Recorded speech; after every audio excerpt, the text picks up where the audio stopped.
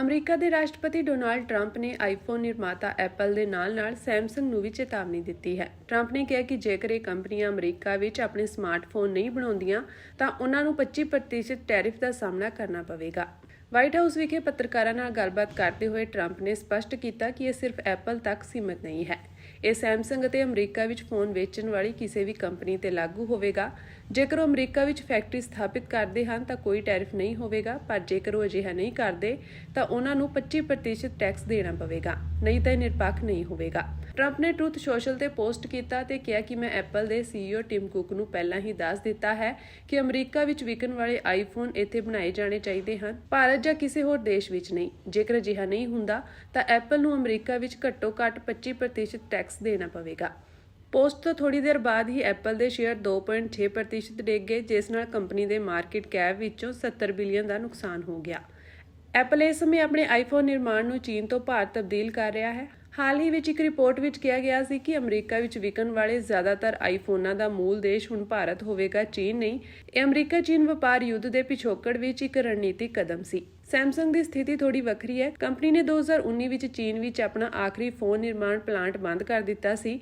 ਮੌਜੂਦਾ ਸਮੇਂ ਵਿੱਚ ਸੈਮਸੰਗ ਸਮਾਰਟਫੋਨ ਭਾਰਤ, ਦੱਖਣੀ ਕੋਰੀਆ, ਵੀਅਤਨਾਮ ਅਤੇ ਬ੍ਰਾਜ਼ੀਲ ਵਿੱਚ ਬਣਾਏ ਜਾਂਦੇ ਹਨ। ਸੈਮਸੰਗ ਚੀਨ ਤੇ ਨਿਰਭਰ ਨਹੀਂ ਹੈ। ਫਿਰ ਵੀ ਟਰੰਪ ਦੇ ਅਨੁਸਾਰ ਸਿਰਫ ਅਮਰੀਕਾ ਵਿੱਚ ਨਿਰਮਾਣ ਕਰਨ ਵਾਲੀਆਂ ਕੰਪਨੀਆਂ ਨੂੰ ਹੀ ਟੈਰਿਫ ਤੋਂ ਛੋਟ ਮਿਲੇਗੀ। ਅਮਰੀਕਾ ਦੇ ਰਾਸ਼ਟਰਪਤੀ ਡੋਨਾਲਡ ਟਰੰਪ ਨੇ ਆਈਫੋਨ ਨਿਰਮਾਤਾ ਐਪਲ ਦੇ ਨਾਲ-ਨਾਲ ਸੈਮਸੰਗ ਨੂੰ ਵੀ ਚੇਤਾਵਨੀ ਦਿੱਤੀ ਹੈ। ਟਰੰਪ ਨੇ ਕਿਹਾ ਕਿ ਜੇਕਰ ਇਹ ਕੰਪਨੀਆਂ ਅਮਰੀਕਾ ਵਿੱਚ ਆਪਣੇ ਸਮਾਰਟਫੋਨ ਨਹੀਂ ਬਣਾਉਂਦੀਆਂ ਤਾਂ ਉਹਨਾਂ ਨੂੰ 25% ਟੈਰਿਫ ਦਾ ਸਾਹਮਣਾ ਕਰਨਾ ਪਵੇਗਾ। ਵਾਈਟ ਹਾਊਸ ਵਿਖੇ ਪੱਤਰਕਾਰਾਂ ਨਾਲ ਗੱਲਬਾਤ ਕਰਦੇ ਹੋਏ ਟਰੰਪ ਨੇ ਸਪਸ਼ਟ ਕੀਤਾ ਕਿ ਇਹ ਸਿਰਫ ਐਪਲ ਤੱਕ ਸੀਮਿਤ ਨਹੀਂ ਹੈ। ਇਹ ਸੈਮਸੰਗ ਅਤੇ ਅਮਰੀਕਾ ਵਿੱਚ ਫੋਨ ਵੇਚਣ ਵਾਲੀ ਕਿਸੇ ਵੀ ਕੰਪਨੀ ਤੇ ਲਾਗੂ ਹੋਵੇਗਾ। ਜੇਕਰ ਉਹ ਅਮਰੀਕਾ ਵਿੱਚ ਫੈਕਟਰੀ ਸਥਾਪਿਤ ਕਰਦੇ ਹਨ ਤਾਂ ਕੋਈ ਟੈਰਿਫ ਨਹੀਂ ਹੋਵੇਗਾ, ਪਰ ਜੇਕਰ ਉਹ ਅਜਿਹਾ ਨਹੀਂ ਕਰਦੇ ਤਾਂ ਉਹਨਾਂ ਨੂੰ 25% ਟੈਕਸ ਦੇਣਾ ਪਵੇਗਾ, ਨਹੀਂ ਤਾਂ ਇਹ ਨਿਰਪੱਖ ਨਹੀਂ ਹੋਵੇਗਾ।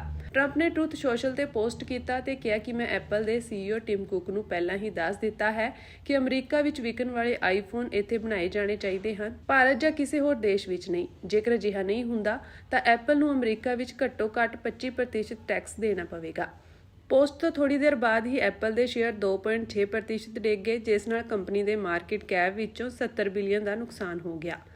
ਐਪਲ ਇਸ ਸਮੇਂ ਆਪਣੇ ਆਈਫੋਨ ਨਿਰਮਾਣ ਨੂੰ ਚੀਨ ਤੋਂ ਭਾਰਤ ਤਬਦੀਲ ਕਰ ਰਿਹਾ ਹੈ।